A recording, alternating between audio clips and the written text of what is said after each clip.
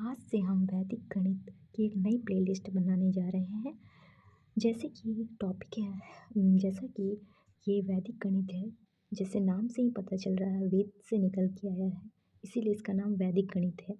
तो वैदिक गणित में 16 सूत्र हैं, जिसमें से आज मैंने पहला सूत्र को चुना है, जिसका नाम है एकाधिकेन पूर्वेन। तो ये जैसे कि नाम से ही पता चल रहा है एकाधिकेन पूर्वेन, मतलब पहले वाले से एक अधिक के द्वारा।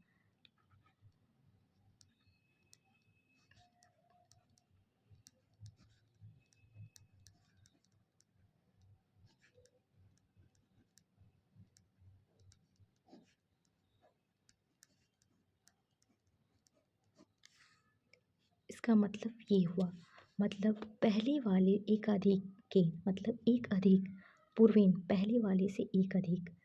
और इसका यूज हम जैसे कि द्वारा, यहाँ द्वारा शब्द से ही पता चल रहा है कि यहाँ गुना गुना या भाग का ही क्रिया किया जाएगा। अगर यहाँ से या को रहता तो जोड़ घटाव का क्रिया हम लोग करते। तो चलिए, और अभी मैंने इसका यूज दो तरह का है, हम बताएंगे आगे की वीडियो में, आपको पता भी चलेगा। और पहला, अभी जैसे कि हमने फ्रैक्शन टॉपिक को ख़त्म किया है, तो फ्रैक्शन एक इसमें होता है, इस सूत्र का प्रयोग हम वल्गर फ्रैक्शन, मतलब एक ऐसा फ्रैक्शन जिसका हर जो होता है, हर का जो अंत होता है उसमें 9 आना चाहिए, या ऐसा कहे कि हर का अंतिम अंक, इकाई का अंक जो हो वो 9 होना चाहिए।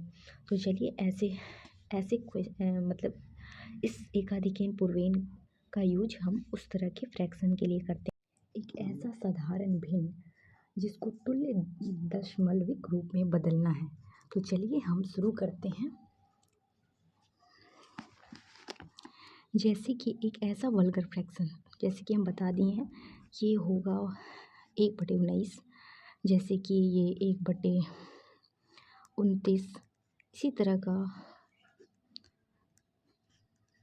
का होगा, ठीक है ना।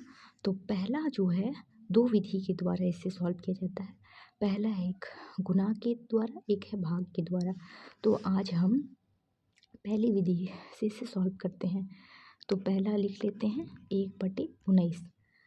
तो जैसा कि बताया गया है एकाधिकेन पूर्वेन, मतलब पिछले वाले से एक अधिक, मतलब इससे एक अधिक। तो ये एक है, एक अधिक क्या होगा, 1 + 1 2 हो जाएगा।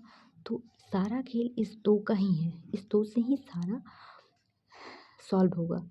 तो इस 2 को ही मतलब मेन सारा काम इसी से होगा। और ये एक है, तो पहले हम दाहिने छोर की तरफ 1 लिख देंगे, और इस 1 को 2 से गुना करेंगे, तो ये हो जाएगा 2। फिर 2 को 2 से गुना करेंगे, 18 पौड़ी में है। अगर हम उस तरह से अगर गुना करेंगे तो ये बहुत ही लंबा होगा। पर इस विधि से, इस वैदिक गणित एक ऐसा विधि है जिससे हम एक ही लाइन में इसे सॉल्व कर लेंगे। तो चलिए शुरू कर रहे हैं। तो ये है, इसको इससे गुना करेंगे तो ये हो जाएगा 4। फिर इस 4 को 2 से गुना करेंगे तो ये हो जाएगा 8। फिर इस 8 को 2 से गुना करेंगे तो हो जाएगा 16। यहाँ रुकिए, यहाँ 16 है तो इसका हमें 6 ही लिखना है, एक कैरी है, ठीक। फिर अगले अंक में इसे जोड़ देना है हमें। फिर 6 दूनी 12 और 1 13 के 3, फिर 3 हो गया। फिर इस 3 को सही किए ना हम, 2 2 दूनी 4 4 दूनी 8 8 दूनी 16, और फिर 6 दूनी 12 और 1 13, और 13 के 3, और फिर एक कैरी रह गया। फिर इस 3 दूनी 6 और 1 7 हो गया। फिर 7 दूनी 14 के 4, फिर एक कैरी रहा। फिर 4 दूनी 8 और 1 9, फिर 9 दूनी 18 18 के 8, फिर कैरी 1 हुआ। फिर 8 दूनी 16 और 1 17 के 7, फिर एक कैरी रहा। 7 दूनी 14 और 1 15 के 5, और हाँ फिर एक कैरी रहा। 5 दूनी 10 10 और 1 11, फिर एक कैरी रहा। फिर 1 को 2 से करेंगे 2 और 1 3 हो जाएगा। फिर 3 दूनी 6 हो जाएगा। फिर 6 दूनी 12 हो जाएगा। फिर फिर ये 4 हो गया और एक रहा कैरी 5,